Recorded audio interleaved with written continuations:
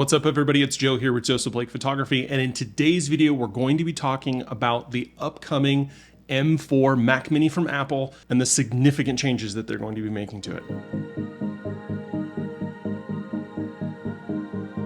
What's up, everybody? I'm Joe. This is my channel, Joseph Blake Photography, where we talk about gear and tech and glasses are fucking. Here we talk about gear and tech and tools and tips and tricks and all the things that content creators use to create their content, whether that's here on YouTube or in other places in social media, or if you're delivering to clients, or if you're just doing it for yourself and your friends and family. This is where we talk about the things that are happening in the market and the ways to make your stuff the best. In today's video, we're going to be talking about the Apple M4 Mac Mini that we are going to be expecting very soon. But if that's the type of thing that you like talking about or hearing about, I'd really appreciate it if you hit the subscribe button. Hit like at the end of this video if you think that I'm deserving of it. And obviously, socials all down below. We'll talk more about that at the end of the video if you're interested. But let's jump into talking about the M4 Mac Mini and one of the new things that we've learned about it that is quite a bit of a change. I say quite a bit of a change because it is a change relative to the Mac Mini, but not a change relative to everything else that Apple has been producing. I did a video just a little bit back. I will link that up here for you to look at. In that video, we talk about the M4 Mac Mini, the design change on the actual product itself, how big or small it's going to be, as well as a deep dive into the M4 chip and the kind of performance that we can expect from it in a desktop where battery life and heat is not as big a deal. So check out that video for that information. What I want to talk about in this video is the fact that in that video, actually, there were some folks who commented it won't have those ports. Like I named off the ports and they're like, oh, and it's going to have this, and it's going to have that, it's going to have this, and it's going to have that. I don't know if it's going to have all of that.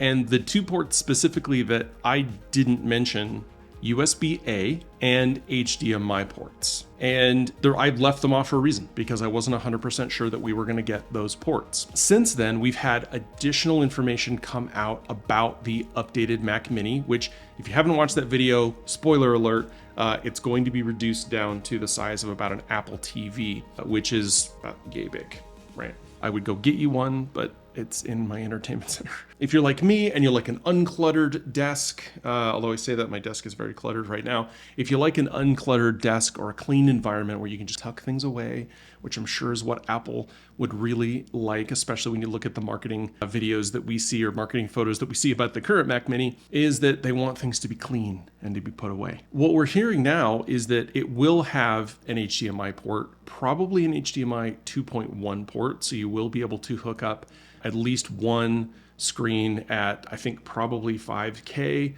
probably 60 hertz, maybe 2 or 3 screens at 4K 120 to be able to do ProMotion. So if you have screens that support that, or if you're hooking up to a television, which is something that I really like doing, then you will be able to support those resolutions. And since it's not a MacBook, you don't have to worry about having the lid closed. But with the introduction of that information that we're going to be getting the HDMI port, we're also hearing that we will not be getting USB-A. So you might ask, why does that matter? The laptops have been coming without USB-A for years.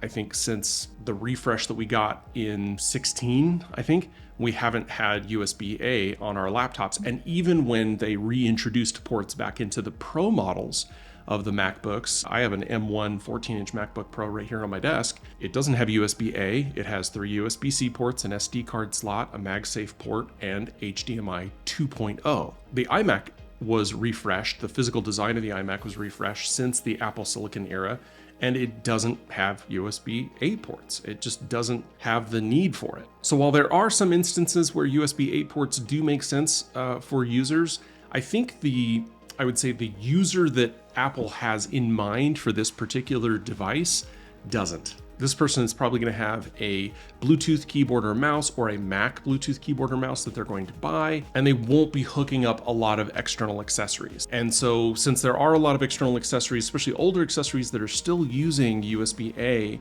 this podcasting microphone that I'm using right here, when you hook it up to the computer, it's USB-A on one end and micro USB on the other. And this microphone is not old.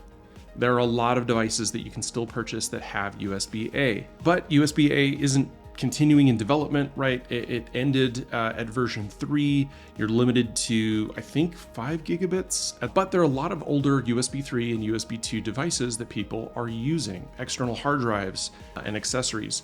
Probably the most common thing the first thing that I think of with USB-A are the dongles that we get in our wireless keyboards and mice, like from, say, Logitech, right?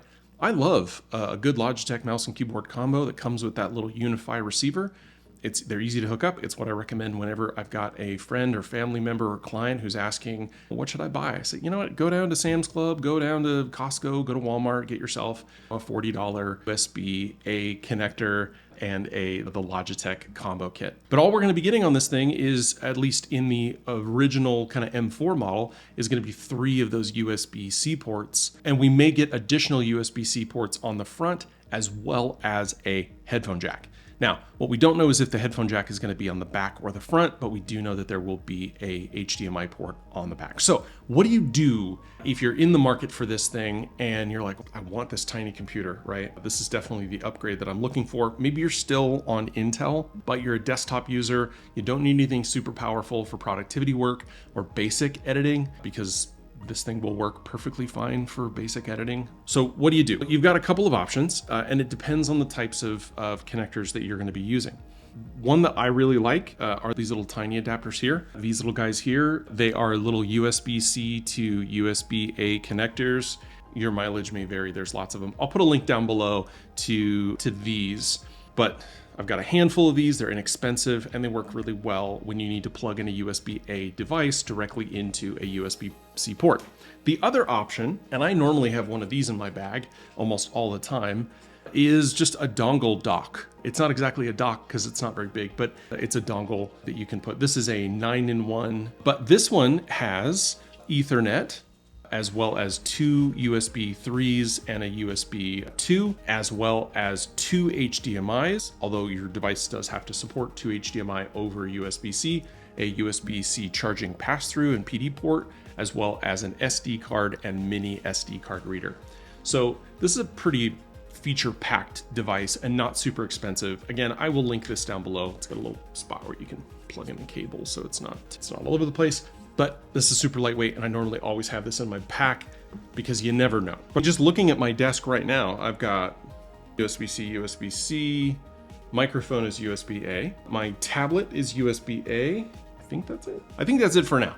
But again, you're gonna come across some of these accessories that are still USB-A. So if this is the direction that you're planning on heading on purchasing this M4 Mac Mini, then you're going to need an adapter or adapters.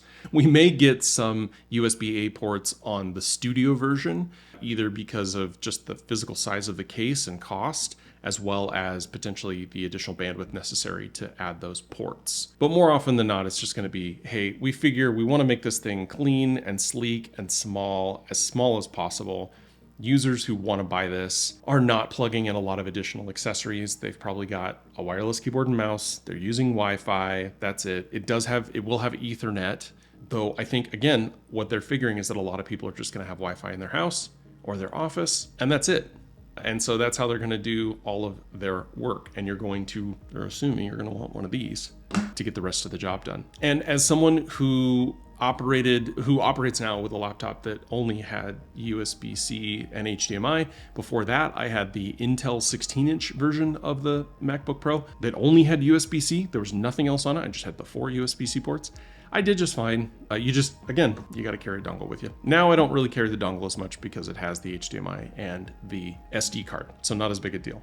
Anyway, that's the news that we have on the upcoming M4 Mac Mini. Nothing new on the chip side. Again, I did a whole video about that. Go back and watch that, and not a whole lot new on the kind of how it's going to be packaged. But now we know that it's going to be ditching USB-A. Not a surprise, considering what they've been doing with all the other devices that have moved to Apple Silicon, also not including USB-A. There is a super cool little dock platform thing that you can get for the current Mac Mini that has ports on it. I'm assuming that they'll probably come up with an updated version of that, or it'll be the new size. Anyway, that's it for this video. If you are interested in the M4 Mac Mini, I'd be really curious to see what your workflow is. What is it that you're doing with it? Is it a productivity machine? Are you using it as a glue, as a back-end service for something else? Do you have it sitting in your attic running Homebridge? Is it a file server, print server for your home? Or is it your main production computer for content creation? Because they can do that. So let me know down in the comments what you're using the Mac Mini for, or where you plan to use this new one for if you plan on picking it up. I'd really be interested. And obviously, if this is the kind of information that you're into, if this is the kind of video that you're into, I'd really appreciate it if you go ahead and hit the subscribe button. And if you thought this video was any good, I'd really appreciate it if you hit the like button, because that tells the algorithm that I am doing a good job. Social links all down below. I am slowly but surely considering getting back out into social media, Instagram, Facebook, TikTok, that sort of thing. And if you don't know the history on that, I did a video called Why I Make Videos, but you should watch. But the basics are that I was in the hospital while my daughter was being born. And a flurry of emails later, my Instagram and Facebook accounts were hacked and shut down. And through the appeals process, I lost those appeals, and they deleted my accounts that I'd had since 2009, at least for Facebook. And so I spent about a year just without Facebook, without Instagram, and it wasn't bad. But obviously, if you're doing photography and you have a YouTube channel about photography, it's probably a good idea to have an Instagram. So I'm getting back on there. But I have just developed my workflow for HDR content, both video and stills, for Instagram and TikTok and Facebook. And I'm going to make a video about that soon, because I had to do some digging with Final Cut and Lightroom to figure out exactly what would work best. That involves using my phone and iCloud and all that kind of stuff, but I'm gonna make a video about that. So I should have that out pretty soon. And I just got back from Lake Tahoe, where I do have video and stills that I wanna share. So I'm gonna be doing that on Instagram as well. But if that's something that you're into, I'd really appreciate it if you follow there. It's an easy and free way to support the channel. Another way that you can support the channel is I have opened up membership, which allows folks who want to support the channel with a little bit more than subscribing and following on various socials. And I will be releasing content just a little bit early for members. So if that's something that you're into, go ahead and click that button down below. You can also follow me over on my blog over at jblake.photo/blog, where I'm posting and doing all sorts of stuff as I slowly but surely rebuild social media. Anyway, thank you so much for watching. I really appreciate it, and I will see you in the next one.